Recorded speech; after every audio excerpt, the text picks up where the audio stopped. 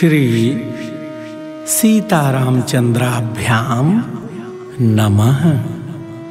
श्रीमद्वाल्मीकीय रामायणम बालकांडम षट्षष्टितमः सर्गः।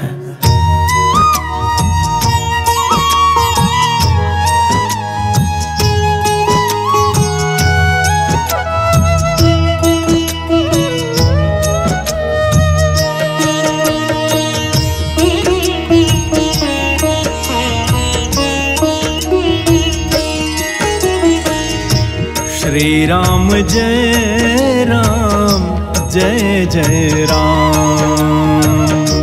श्री राम जय राम जय जय राम। श्री राम जय राम जय जय राम। श्री राम जय राम जय जय राम। श्री राम जय राम जय जय राम। श्री राम जय राम जय जय राम। श्री राम जय राम जय जय राम। श्री राम जय राम जय जय राम। श्री राम जय राम जय जय राम। श्री राम जय राम जय जय राम। श्री राम जय राम जय जय राम।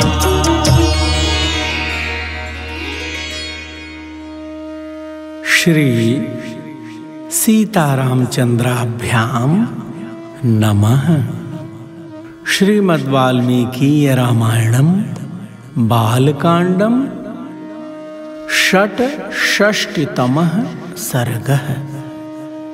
राजा जनक का विश्वामित्र और राम लक्ष्मण का सत्कार करके उन्हें अपने यहाँ रखे हुए धनुष का परिचय देना और धनुष चढ़ा देने पर श्री राम के साथ उनके ब्याह का निश्चय प्रकट करना।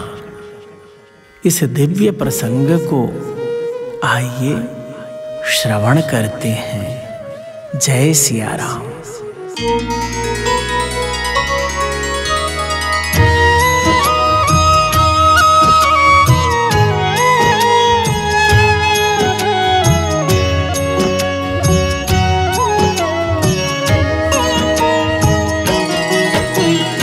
अतः प्रभाते विमले कृतकर्मा नराधिपः विश्वामित्रं महात्मानम् आजुहाव स राघवम् तमर्चयित्वा धर्मात्मा शास्त्रदृष्टेन कर्मणा राघवौ च महात्मानौ तदा वाक्यम् उवाचः। भक्तजनों, तदनंतर दूसरे दिन निर्मल प्रातः काल आने पर धर्मात्मा राजा जनक ने अपना नित्य नियम पूरा करके श्री राम और लक्ष्मण सहित महात्मा विश्वामित्र जी को बुलाया और शास्त्रीय विधि के अनुसार मुनि तथा उन दोनों महामनस्वी राजकुमारों का पूजन करके इस प्रकार कहा। भगवन् स्वागतं तेस्तु किं करोमि तवानघ भवानाज्ञापयतु मामा ज्ञाप्यो भवता ह्यहम् एवमुक्तः स धर्मात्मा जनकेन महात्मना प्रत्युवाच मुनिश्रेष्ठो वाक्यं वाक्यविशारदः। भक्तजनों, महाराज जनक ने कहा, भगवान आपका स्वागत है। निष्पाप महर्षि, आप मुझे आज्ञा दीजिए, मैं आपकी क्या सेवा करूं, क्योंकि मैं आपका आज्ञा पालक हूं। भक्तजनों, महात्मा जनक के ऐसा कहने पर बोलने में कुशल धर्मात्मा मुनि श्रेष्ठ विश्वामित्र जी ने उनसे यह बात कही। पुत्रौ दशरथस्येमौ क्षत्रियौ लोकविश्रुतौ द्रष्टुकामौ धनुः श्रेष्ठं तदेत्त्वयि तिष्ठति। एतद्दर्शय भद्रं ते कृतकामौ नृपात्मजौ दर्शनादस्य धनुषो यथेष्टं प्रतियास्यतः। प्रेमी जनों, विश्वामित्र जी ने कहा, महाराज, राजा दशरथ के ये दोनों पुत्र विश्वविख्यात क्षत्रिय वीर हैं और आपके यहाँ जो यह श्रेष्ठ धनुष रखा है उसे देखने की इच्छा रखते हैं। आपका कल्याण हो, वह धनुष इन्हें दिखा दीजिए, इससे इनकी इच्छा पूरी हो जाएगी। फिर ये दोनों राजकुमार उस धनुष के दर्शन मात्र से संतुष्ट हो इच्छा अनुसार अपनी राजधानी को लौट जाएंगे। एवमुक्तस्तु जनकः प्रत्युवाच महामुनिम् श्रूयतामस्य धनुषो यदर्थम् इह तिष्ठति। देवरात इति ख्यातो निमिर्ज्येष्ठो महीपतिः न्यासोऽयं तस्य भगवन् हस्ते दत्तो महात्मनः। प्रेमी जनों, मुनिवर विश्वामित्र जी के ऐसा कहने पर राजा जनक महामुनि विश्वामित्र जी से बोले, मुनिवर, इस धनुष का वृत्तांत सुनिए। जिस उद्देश्य से यह धनुष यहाँ रखा गया वह सब बताता हूँ। भगवान निमि के ज्येष्ठ पुत्र राजा देवरात के नाम से विख्यात थे। उन्हीं महात्मा के हाथ में यह धनुष धरोहर के रूप में दिया गया था। दक्ष यज्ञ वधे पूर्वं धनुरायम्य वीर्यवान् विध्वंस्य त्रिदशान् रोषात् सलीलम् इदमब्रवीत्। यस्मात् भागार्थिनो भागं नाकल्पयत मे सुराः वरांगानि महार्हाणि धनुषा शातयामि वः।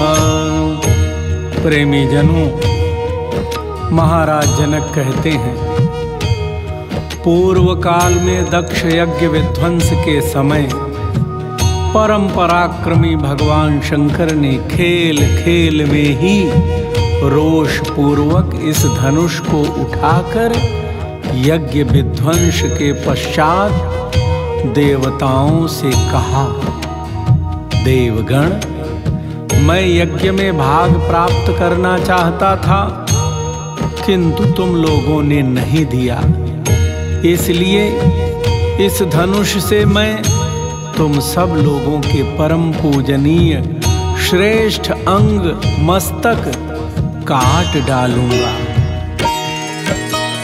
ततो विमनसः सर्वे देवा वै मुनिपुंगवा प्रसादयन्त देवेशं तेषां प्रीतो भवद्भवः।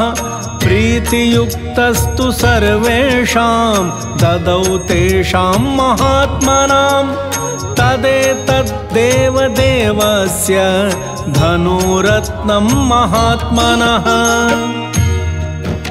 प्रेमी जनों, महाराज जनक कहते हैं, हे मुनि श्रेष्ठ, यह सुनकर संपूर्ण देवता उदास हो गए और स्तुति के द्वारा देवाधिदेव महादेव को प्रसन्न करने लगे।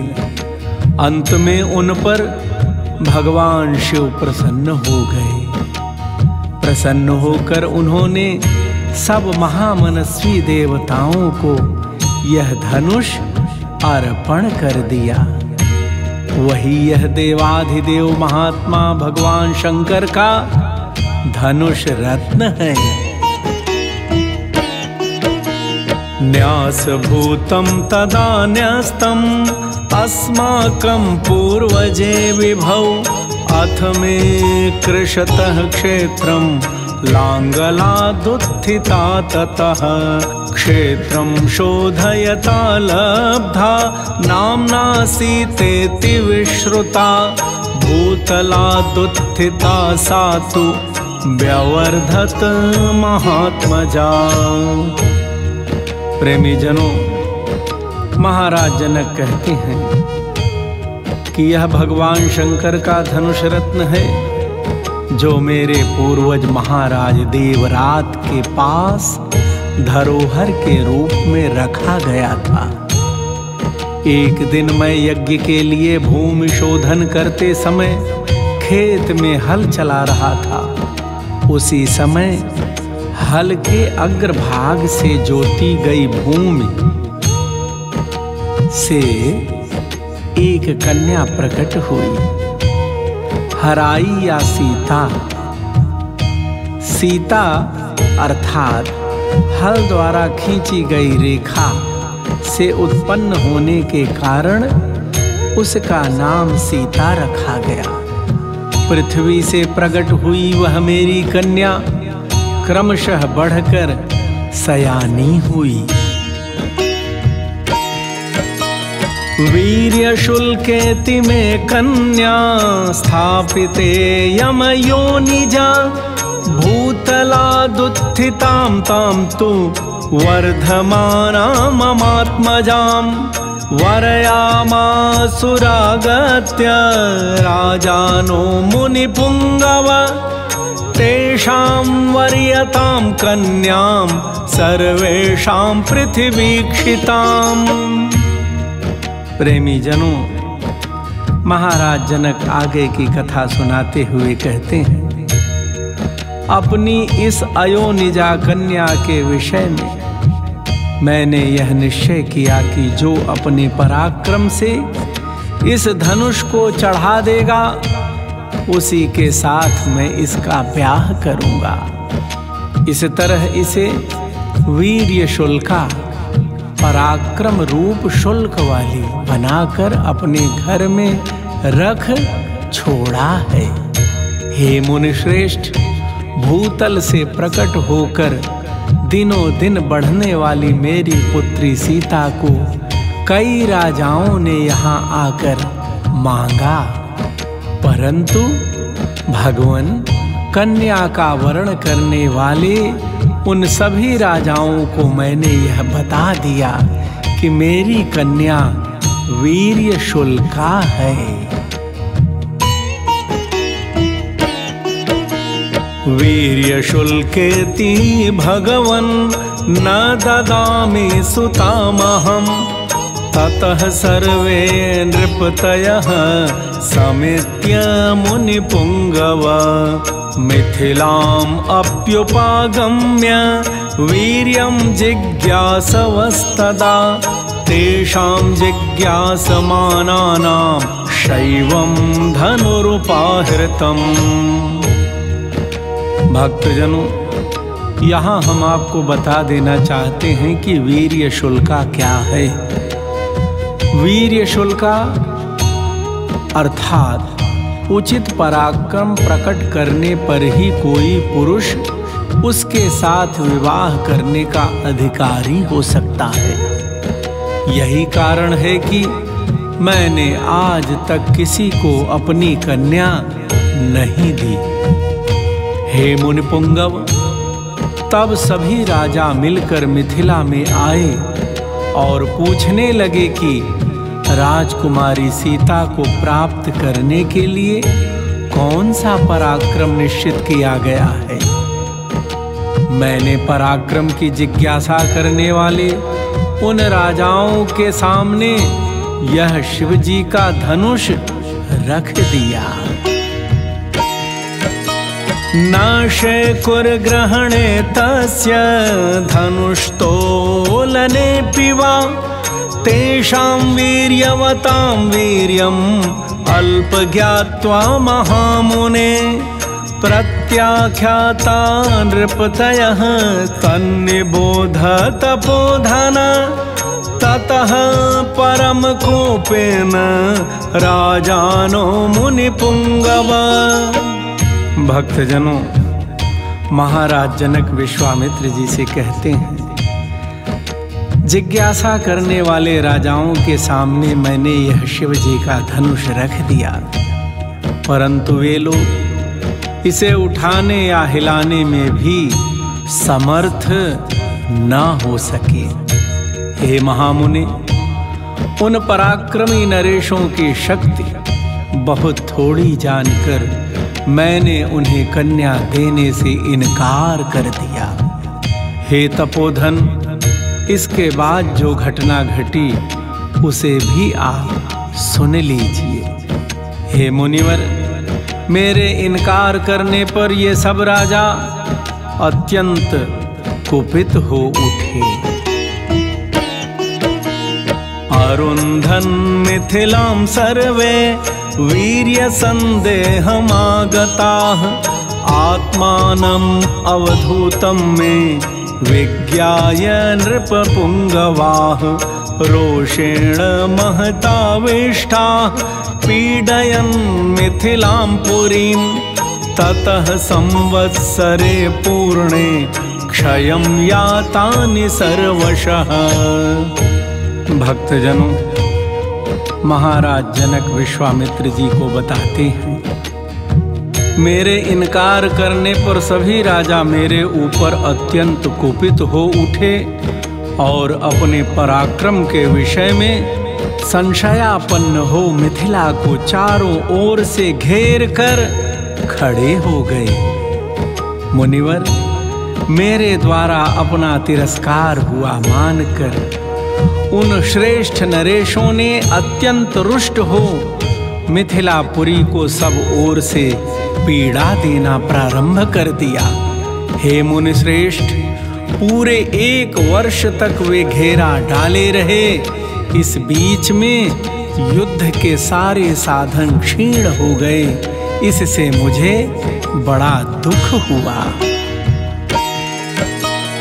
साधनानि मुनिश्रेष्ठ ततोऽहं भृश दुःखितः ततो देवगणान् सर्वांस्तपसाहं प्रसादयम् ददुश्च परमप्रीताश्चतुरङ्गबलं सुराः ततो भग्नान् नृपतयो हन्यमाना दिशो ययुः।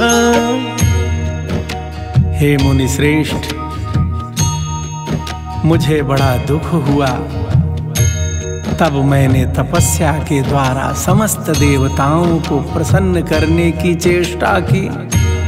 देवता बहुत प्रसन्न हुए और उन्होंने मुझे चतुरंगिणी सेना प्रदान की।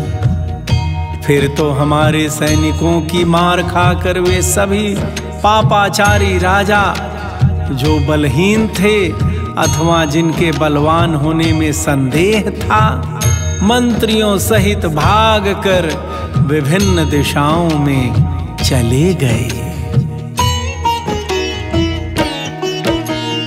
अवीर्या वीर्य संदिग्धाः सामात्याः पापकारिणः तदेतन्मुनिशार्दूल धनुः परम भास्वरं राम लक्ष्मणयोश्चापि दर्शयिष्यामि सुव्रत यद्यस्य धनुषो रामः कुर्यादारोपणं मुने सुतामयो निजां सीतां दद्यां दाशरथेरहम्। हे मुनिश्रेष्ठ, वह सभी राजा अपनी पूरी सेना के सहित भागकर विभिन्न दिशाओं में चले गए। यही वह पराक्रम प्रकाशमान धनुष है। उत्तम व्रत का पालन करने वाले महर्षि, मैं उसे श्री राम और लक्ष्मण को भी दिखाऊंगा। हे मुने, यदि श्री राम इस धनुष की प्रत्यंचा चढ़ा दें तो मैं अपनी अयोनिजा कन्या सीता को इन दशरथ कुमार के हाथ में सौंप दूंगा, दे दूंगा। इत्यार्षे श्रीमद् रामायणे वाल्मीकिये आदि काव्ये बालकांडे षट्षष्टितमः सर्गः। इस प्रकार श्री वाल्मीकि निर्मित आर्ष रामायण आदि काव्य के बाल कांड में 66वां सर्ग पूरा हुआ। भगवान श्री सीताराम सरकार आप सभी प्रभु प्रेमियों पर सदैव अपनी कृपा की वर्षा करते रहे। आप सबका कल्याण हो। जय सिया राम।